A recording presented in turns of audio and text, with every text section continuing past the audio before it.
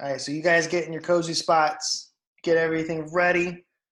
So we're picking up, like I said, with the second book. This is After One Crazy Summer, and this book is called PSB 11 by Rita Williams Garcia.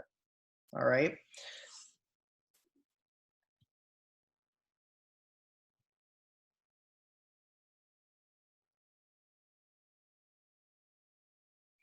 Chapter 1, A Grand Negro Spectacle.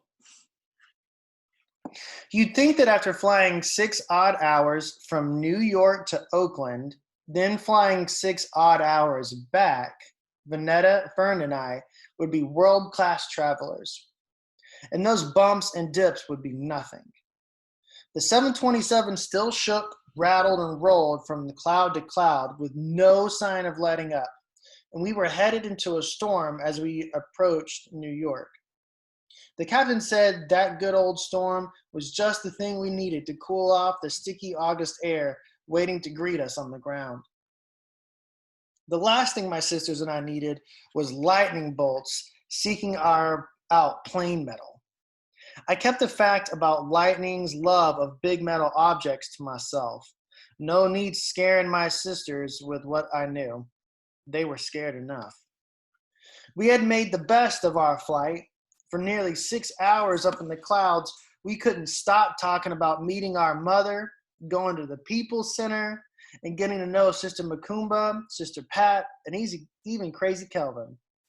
We went on and on about Fern and the Black Panthers at the Free Huey rally. We wanted our mother's Cecil's poem, softly, we thought, until the short brunette stewardess came over and cleared her throat. We got the message and stopped softly, accusing the world of kidnapping Mother Africa's children. When we wore out those memories, we went on about the Acton sisters and their swinging dresses, and about meeting Mean Lady Ming for the first time and being afraid of her. Then we talked about our San Francisco excursion and eating all those dumplings and fortune cookies, and how the police took our mother away in their black and white squad car. But then we'd end up yapping about me riding down that big old hill on Hiroto's go-kart. From there, I'd take my fair share of teasing about Hiroto Woods. Then I'd drift off into puffy clouds, thinking a boy liked me, let me ride his go-kart, and promised to be my pen pal. You'd think we'd save our summer adventures for later, since we'd have to retell them to Pa and Big Mom, but we couldn't stop laughing, remembering, and coming up with plans to get our stories straight. We couldn't tell it all. If we did, we'd never be sent west to see our mother again.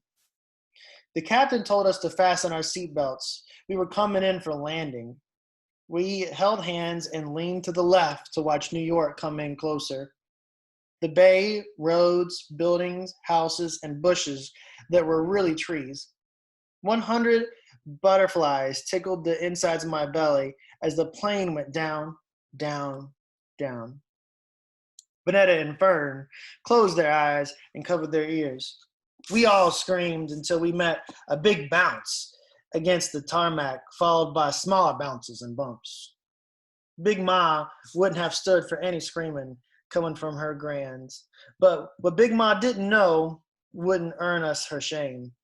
Instead, the short brunette stewardess wagged a finger at us. All of that was uncalled for. We were supposed to say, yes, ma'am, but we didn't. Instead, Vanetta said, that landing was scary. And bumpity bump crashy, Fern added.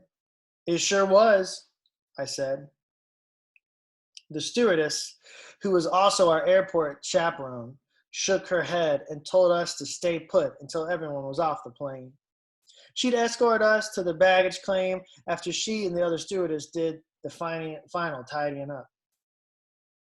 We unbuckled our belts and waited while mostly men in suits, college students, and a few women and children made their way down the aisle and to the front of the plane.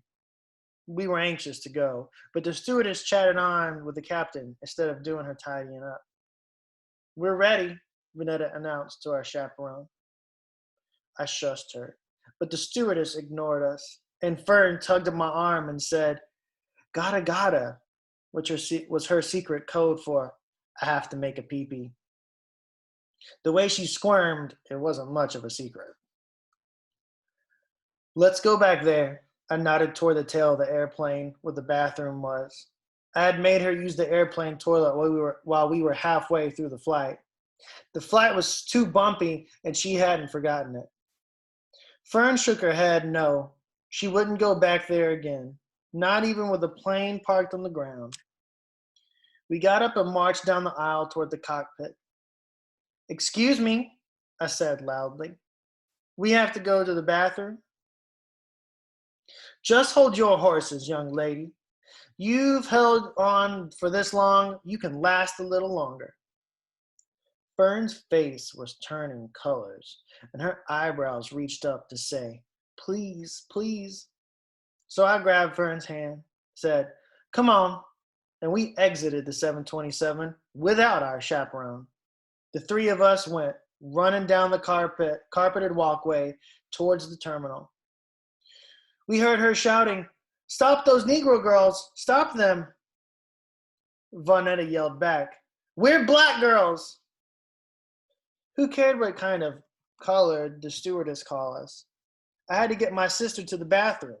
Fern kept up as best she could while I trotted fast enough to keep my sisters moving forward, but not too fast for Fern. I wish we were back up in the days when I could scoop Fern up. We spent one summer with Cecil, and all of a sudden Fern was too big for Miss Pattycake, too big for the nightlight, and too big for me to pick her up. We ran like three fugitives, Vonetta cackling and Fern saying, gotta. Everyone's eyes latched onto us, but I kept my eyes open for the restroom signs. Thankfully, we didn't have to run too far. Under the restroom sign was a line of women, teenagers, and kids. The line wound outside, but only Fern hopped from one foot to the other or said, gotta. So I pulled Fern past the line and inside the bathroom. Vonetta followed. There was a ruckus, starting with a woman and some kids near the front of the line wearing Mickey Mouse ears. A stall door swung open and I shoved Fern inside while Vonetta and I stood guard. A woman said, I was next.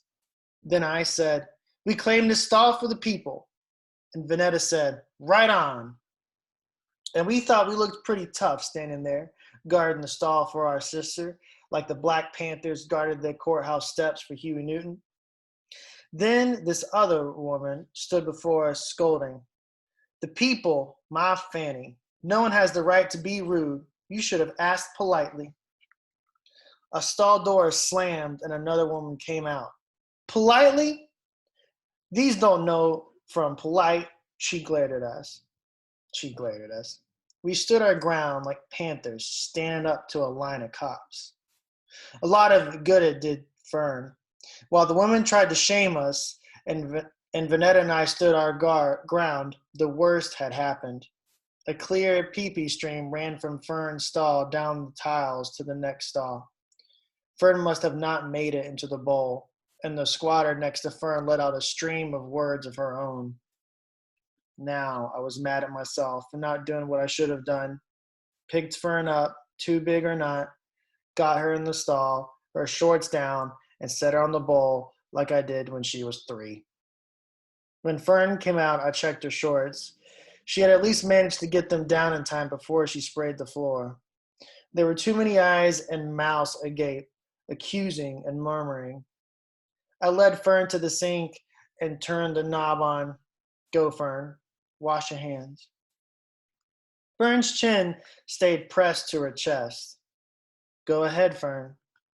2 girls in black Mickey Mouse ears snickered.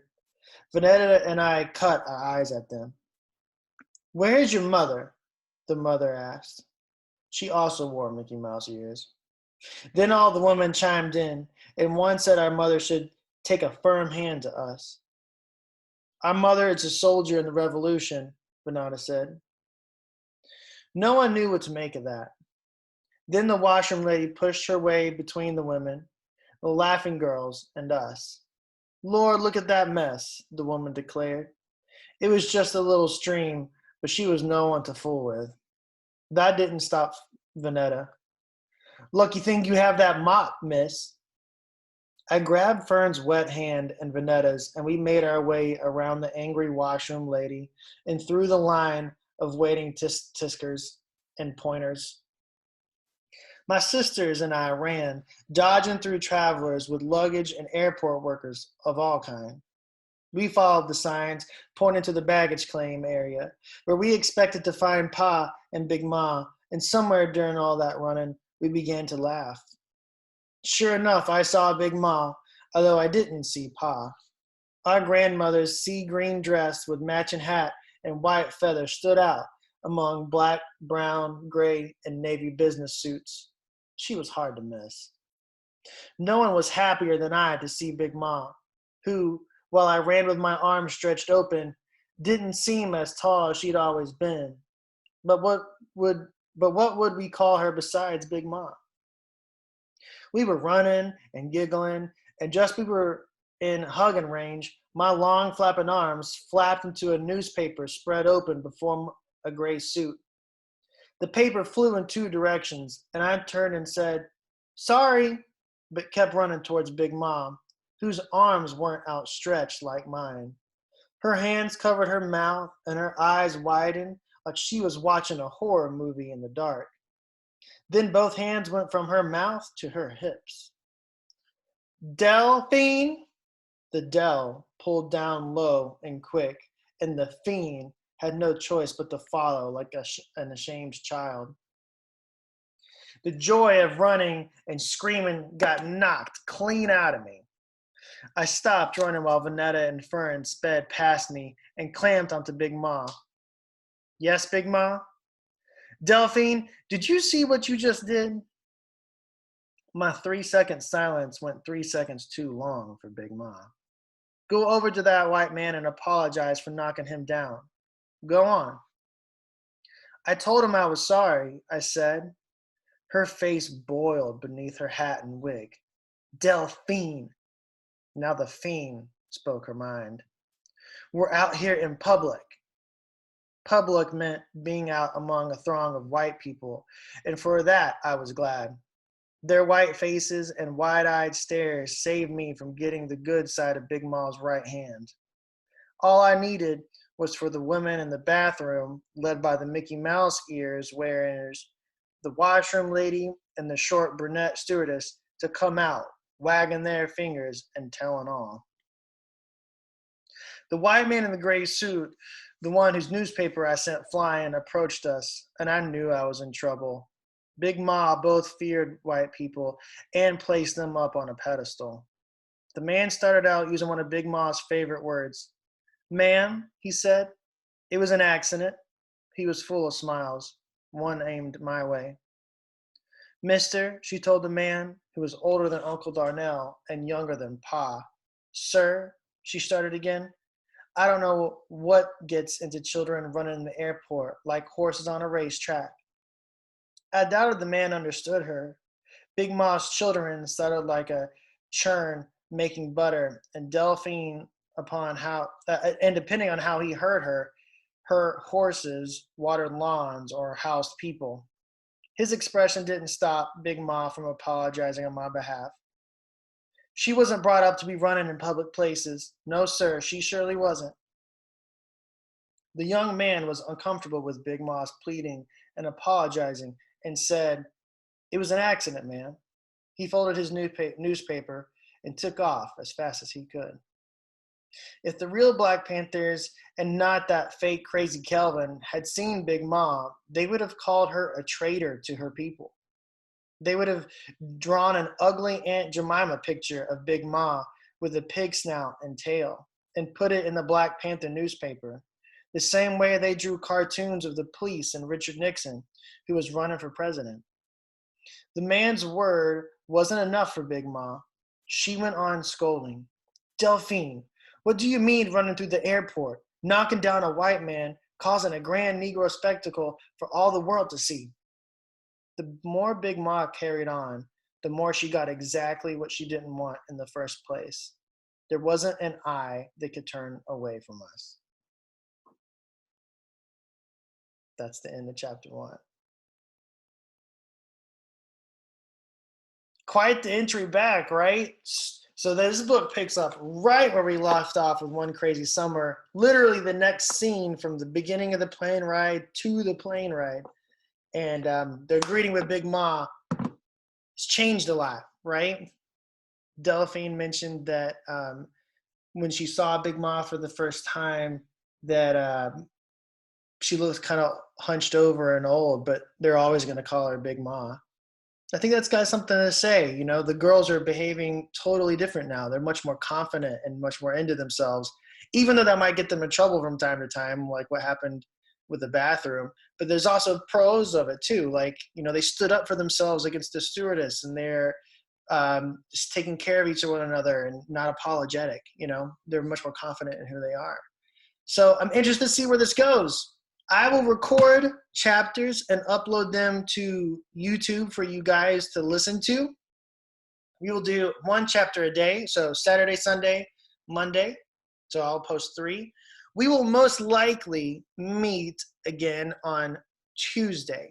All right. So I'm gonna check my schedule and make sure, but I know that this weekend this weekend is a long weekend, and I don't want if your families are home, if they're essential workers and they're going to be home, I want you to spend time with them, okay? So we will still do 3 meetings next week, but we might not do them one on Monday. We might move it to Tuesday.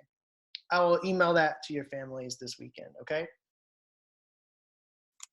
If you got banned on Tuesday, then we will record it for you, okay?